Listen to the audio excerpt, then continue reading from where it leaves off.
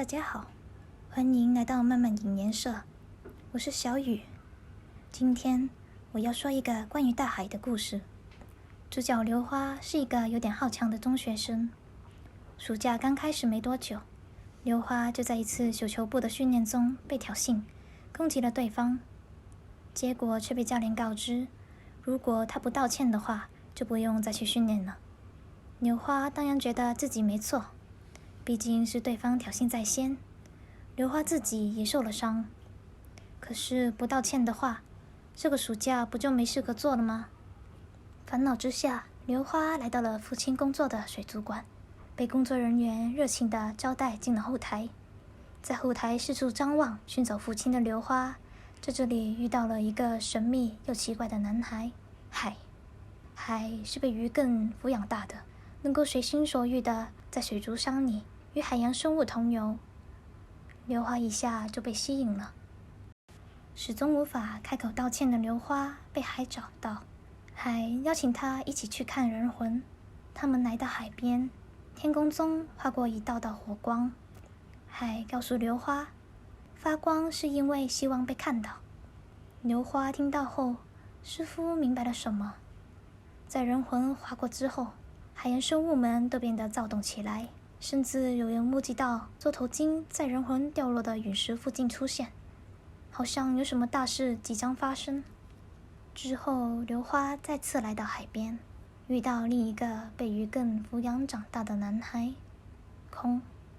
空与适应能力强、亲切友善的海不一样，空的身体并不好，而且说话既轻浮又把人拒于千里之外，很快就把刘花赶走了。为了打发时间，刘花来到了水族馆帮忙。巧合的是，刘花的母亲也来了水族馆找刘花。刘花和母亲的关系并不好，一听到母亲来了，刘花就立马闪躲起来。海带着刘花和空躲到了水族馆专用的船上，空随便按了几下，把船给发动了。三个小孩就这样开启船，远离了身后的城镇。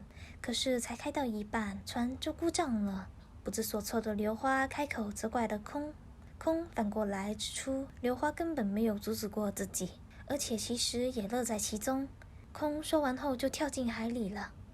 海向刘花解释，他们的身体需要定时降温，不然皮肤就会像晒伤一样无法呼吸。说完之后，海发现了什么，跳进了海里。刘花跟着海跳了进去，在海底下的是一大片的金鲨群。在刘花的眼中，这些金鲨在海中发着光，就像她小时候在水族馆看到的幽灵。海和空也看到过一样的东西，他们把它称为海的幽灵。其实这是和一个传说有关。在大海某处有一个诞生季，伴随海的幽灵出现的鲸鱼的歌，既是祭典的预告，也可能是在找祭典的客人。而负责看管海和空的人，同时在研究着祭典与海、空的关系。空突然感知到一颗神秘的石头和他们擦身而过，他再度跳进海中追逐石头，海急忙跟上，却丢失了空的行踪。刘花顺利地回到地面，不过因为担心海和空，又再次出门。天下起了大雨，海岸边冲来一大波搁浅的海洋生物，甚至出现了在深海居住难得一遇的黄带鱼。刘花发现了躺在海滩中的海，海从海浪中得知空的所在地，海拉起了刘花的手，带她去找空。他们顺着海浪的指引来到了另一个海滩，在这里的还有一个男生，他自称是负责看管海和空的人的助手，也是他把空带来的。他们几人在这里度过了短暂的快乐时光。半夜，刘花醒来，发现空和助手不见了，而海则浑身发烫。刘花打量四周，走到因夜光藻而发亮的海边，也在海边的空把刘花拉进了海中，让刘花体验了夜晚海洋的美丽。之后两人在海边闲聊，说着说着，空突然吻向刘花，把自己藏在嘴里的陨石给刘花吞下。空在嘱咐过刘花关于海的事情后，便发着光，在海岸生物的跟随下，化为一颗流星，划过海洋消失了。在空消失后，海突然不再说话，行为也变得跟海洋生物一样。有一天，在街上独自走着的刘花感觉到体内陨石的异动，然后海就出现了。他把手放在刘花的耳边，响起的回音让刘花看见了鲸鱼的幻影。回音与陨石产生共鸣，连在水族馆内的海洋生物也似有所觉，一起往海洋的深处看去。一头鲸鱼一跃而起。刘花和海遇见在码头旁边的一位老婆婆，她招待刘花和海上了船，出发往鲸鱼去的方向前进。船还没到目的地，刘花就无意识地跳入了海中，然后被猪头鲸吞进了肚子里。昏迷间的刘花仿佛被海所叫醒，直接在鲸鱼的肚子里迎来了鲸鱼的歌。这一下叫声似乎告知了诞生季的开幕，让整个海洋都变得雀跃起来。刘花发现了海，但被冲走了。海不见了，刘花却遇到一只海马，并把它认作了海。刘花保护了被鱼群缠绕的海马，和它一起观看了大海生灵的记忆。然后刘花被漩涡卷到了另一个地方，在那里刘花身体内的陨石冒出了水流，空的身影投射出来，告诉刘花她的使命已经结束。刘花张开双眼，身体化为虚无不断扩大，把海洋与星辰都吸入其中，把万物融为一体，然后炸开。碰撞中，万物分裂成基因及无数星辰。刘花就是包裹一切万物的宇宙，而万物又化为陨石撞向地面。然后海又出现了，它拿走了刘花的陨石，准备吞下。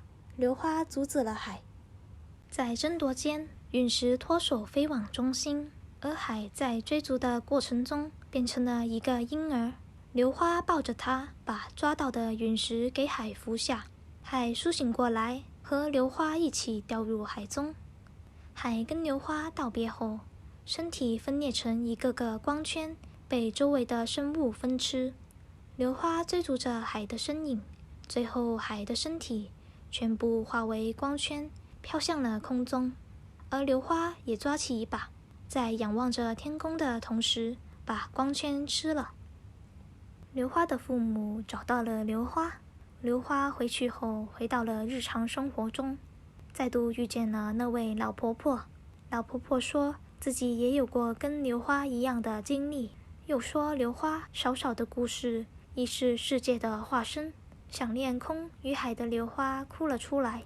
老婆婆叫刘花要相信海、空以及刘花自己，然后就离开了。刘花奔跑到了斜坡，一个手球在斜坡上滚落，在斜坡上的是之前与刘花发生矛盾的同学，而这个夏天所发生的故事也就是落幕。